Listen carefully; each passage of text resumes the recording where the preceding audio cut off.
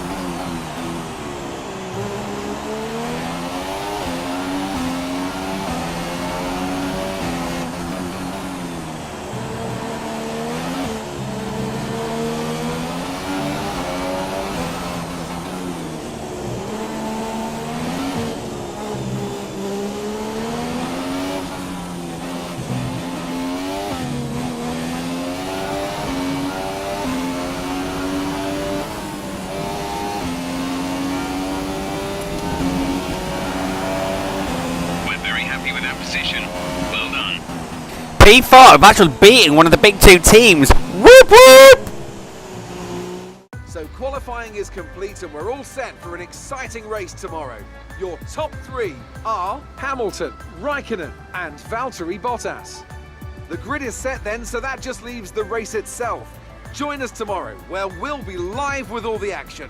And until then, it's goodbye. So I managed to beat Vettel, that's very good. And Fernando P9, this car's so competitive at this track. Clearly the upgrades have been working. Maybe the development glitch for the Alonso doesn't actually exist anymore, I don't know. Anyway, we got good resource points, doing well in the rivalry because we beat Grosjean in terms of time and position. The team's happy with what we've done. Anyway, it's time for the Singapore Grand Prix. It's going to be a good one. After an exciting qualifying session yesterday, let's take a look at how the cars line up. An immense lap from Lewis Hamilton yesterday puts him on pole position, edging out Raikkonen, who'll start P2. Looking down the rest of the grid, we have Bottas and a McLaren, Max Verstappen and Ricciardo, Hülkenberg, Alonso, Grosjean and Sergio Perez, Kvyat, Sainz, Kevin Magnussen and Massa, Vettel, Palmer, Lance Stroll and Pascal Wehrlein. Ericsson and Esteban Ocon rounds off the grid. And with lights out just moments away, it's time to go down to the track. Intriguing now that both Vettel and Ocon have penalties. Ocon's going to be at the back, Vettel's down to P15, so I'm assuming he's taking a new power unit component. I don't know what that will be. But anyway, we're going to go option quality. We'll field up as much as we can as we now line up on the grid. ready to await what will be the longest race of the year in terms of time. This is one that's always timed out in the dry in real life. So, let's see. We have 1 lap, we have 2, we have 3, we have 4, and we have 5. And it's go for the Singapore Grand Prix. And it's going to be the blinder at the start. We're already up to PT. We're going to be on the inside into turn 1. And yes, we have taken the lead on the Singapore Grand Prix. We keep Hamilton to outrun, so he has to go around the long way. And yes, we've actually got into the lead of the Singapore Grand Prix. That's amazing, considering how Kurt's P4 is making a great start in 2017 in real life. Yes, this feels so good. We're actually leading legitimately on lap 1. Anyway, through turn 6 we go. Hamilton is in that slipstream, so we're going to have to be wary of that. But he's way too far behind. And we end lap 1 in the lead. The first time we've had the first lap this season. That's quite incredible. I mean, P4 qualifying, that was brilliant. But that start, that is a blinder. I can only think second to the guys behind us in Abu Dhabi 2014 in real life, as we have to go defensive down into turn 7. Raffles Boulevard is just not low enough for that Merc power to kick in, particularly with our low aero setup. Now for the way, we're keeping behind. And now towards the end of lap 2, he's very close, but he's still behind us most crucially as we go through 22 and 23. And there we go. Lots of fastest laps going along there. And Ragnar's got it so clearly. Oh no, Grosjean's got it. Yeah, we have work to do on our pace. And on lap 3 now, I'm going to have to go defensive yet again. Into turn 7. But down Nickel Highway, we've kept him behind. And now into 8. Yes, we're traction out very well through 8, by the way, early on. So that's good. I think Remus over Austria, as I was saying last time, with the Rettifilo at Monza. That just had a fastest lap on lap 3. Have the field just settled down. Turn off the party mode. Hamilton's not turned off the party mode though, because he's going to try and overtake us on the DRS into turn 7. Going to have to go defensive. But we've just about kept him behind. We're just about staying in this. Turns out the server's being a blinder in terms of raceability. But on lap 5 now, he's still coming, We're going to have to think about going defensive yet again into turn 7. But he's too far behind this time, so we don't actually have to do anything. Excellent stuff. Anyway, towards the end of lap 5, and although my voice is breaking, I'm sorry about that, we make a huge mistake. So Hamilton's going to have a go at us into turn 1 if he's going to try and get his way through. But no, he doesn't, and we stay in the lead just about. As my English has failed me there, I do apologize about that. Jeff, for some reason, was talking while I was trying to defend, because he's a moron, but he's learned his lesson as we now go into turn 7, and Hamilton is still behind. Surely he'll be thinking about an undercut, and yes, we can see from the proximity ammo, he's in, he's going to be on lap 6. So, bit of a contra strategy there. He is on the qualifying side, do take that on mind. On lap 7 now, on to lap 8, Bottas, who was behind us, got us very rapidly. So, that's a little disappointing, but not really surprising. We don't really have the pace on the Mercs, we have to be honest about that. And you can see that, but Bottas is trying to have a go at us straight away. The pace is going to make more of an attempt than Hamilton actually did. As we got into 7, we actually lose out. But we're not going to say that. If we want to win this race, we're going to have to take a gamble into 8. Bottas was very kind there and gave us a lot of room, living up to his real self of being too tame in fights. So they say. So yes, we still have the lead of the Singapore Grand Prix, immediately for strategy cycle now. Bottas is going to try to have another go into the Singapore Slim, but we've held him off. And now through 11, we can focus on the Amsden Bridge. And towards the end of that lap, we notice that Verstappen has been passed by Ricciardo. I think the strategy play there, but we go wide again. That means we're going to have the Mercedes again in that tail. It's Bottas into turn 1, but we've just got him there, so no need to worry on that one. Until, of course, the back strip, where he's going to try and DRS us. I think he just taps us just a little, but I think he's alright. I don't think he's lost too much win, like he did at the Italian Grand Prix trying to pass. Oh, sorry, that was the British Grand Prix. As we have a virtual safety car, and for once it falls in a good time for us. So, box this lap, I'm going to miss straight into the pits. Going to bring the stop just a little forward, down to Limpton, and Ricciardo's just gone through us. What the hell was that? How the hell did he manage to slow down like a ninja? What's going on? And Ghost. Who is he? Chuck Norris, Jackie Chan? Anyway, it's option to option for us. And away we go now. Fernando's coming in the pits as well. I think he actually held up Ricciardo. That is ultimate karma. Karma, as Fernando would say. Literally. So yeah, this has been a very well-timed VSC. As we now come out the pits, the race is actually now ending. So it turns out we've pitted at the very best time for us, considering everything that's going on. And back to green now. As soon as we cross the safety car line, we couldn't have timed it any better. So that's superb. Now towards the end of lap 10, let's see where we are in the race. We have got pit stops going around ahead of us still, because some will have stayed out longer. They'll have chosen to stay out. We're now up to P6. I believe we're still waiting for Bottas to make his stop. If I'm not mistaken, we've got Raikkonen and Hamilton who have undercut us. That's something to consider. Ricciardo's lapid with us, and he has been closing him. He has closed that gap that Fernando cost him in the pit stops. And, well, we all know what Ricciardo's like with overtaking. Although by the Horlicks we've just made of turn 1, 2 and into 3 now, we're going to try and make it easier for him. But the massive traction we get from our cheeky corner cut there keeps us ahead. But Ricciardo's going to try and lap 14 down Raffles Boulevard. But he can't actually come alongside us. The low error and the upgrades to the Honda engine have worked a treat there. Now heading to lap 17 now. We've actually been slowly crawling away from Ricciardo since. We're up to P3 now that the cycle starts going. I think some guys are going to try and do a one stop. We've got Raikkonen and Hamilton ahead on the prime tyre. Oh, Ricciardo. You are always trying as we make another mistake. And on lap 18 now, he is getting close again. So we've had good pace with the middle of the stint, but coming towards the end of the stint, he's coming back at us. And here he is on the DRS, down Raffles Boulevard through 6. And now going defensive into 7. And we now notice that Bottas has joined the gaggle as well. We're not going to let this deter us to try and overtake Ricciardo into 8. We have Ricciardo, and we have passed him. Excellent stuff. And now we're through 9 onto St Andrews Road. Excellent, despite a slight mistake there. And we notice now that Bottas is now the car behind. I think Ricciardo's paid on lap 20. We're going to have to go defensive. We're seeing a lot of this guy in this race. He is on a one stop, I think, because he's on the prime tyre now. But we've just held him off for now. And we remain P2. Hamilton, I think, has made his final stop, I believe. I think he's actually on a 2 then, going prime. I don't know. Anyway, box this lap. Yes, we are. Actually, I'm not sure about Hamilton's strategy. I think he's gone quali prime, which would be a very odd strategy. Anyway, less about Mercedes and their strategies. More about trying to fend one off. As Hamilton does the fastest lap of the race. Like I can tell you now, Bottas is on a one stop, considering how far he extended his qualies. He'll easily get these primes to the end. But we're kind of backing him into the field right now. We're actually in the lead, by the way. I've just noticed that. Excellent stuff. But we're going to try and hang on to it as long as we can, i.e. to the end of this lap. And we still keep P1 for now. But let's be honest, it's going to be short-lived. As we now come into the pits, as our engine's starting to work quite a bit. As we now enter through the entrance. And now onto our pit limiter. And in the lane we are for an Australianism. Excellent stuff. So 37 miles an hour, this is a little bit so that's 60 k's by the way for you Aussies. And now into the pits. Off come the options and off comes some lovely qualifying tyres. Nice and purple they are. The ultra softs this weekend. And away we go. Where are we going to be? We've had to make a pit stop under green. How sad.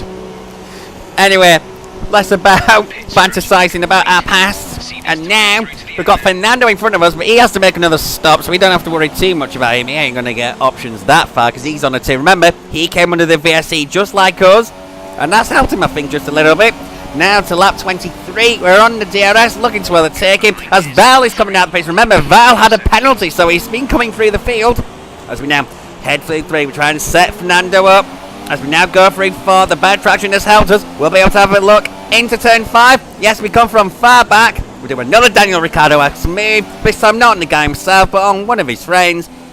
And there we are, up to P7 now. But Vale would actually catch him not so long after, which was a little bit sad. Now we're up to P6. I think we are going through the pit stop cycle. P6, I think, is where we are actually legitimately now, as Vettel is now in the back of us, because we have got one stars. Remember, Ocon started last in the Force India, and he's now P5. So strategy has helped him. Maybe he picked under the virtual safety car and has been stretching these tyres for a long time. But Val's going to make our life very difficult as we go down into turn 7. We'll be able to hold him off. Or we just about hold him off. As we notice, we are getting close to Ocon as well. So this could become a three-way fight for P5. It's amazing that Ocon is ahead of Vettel. That is actually quite incredible considering he slid further back and he's in the slower car. Anyway, not for us to judge. As we look into turn, we're now having got a dose of DRS. And now into 3. We're getting so close. Our traction's amazing compared to the Force India. And we're going to have him into turn 5. No, we're going to sit behind him. Mainly because we want Vettel to stay behind after this DRS zone. That was tactical racing there because I could have taken him and I would have done otherwise like I did with Fernando if there was no one around. On the DRS, showing that we've got good top-end speed at this weekend.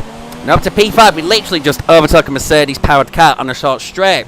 On pure straight-line speed, we now notice there's only 17 cars left. Verlaine inside the race, and we have a safety car. A proper one this time, not a virtual one. So no one's in zero. Bert Malander is actually coming out.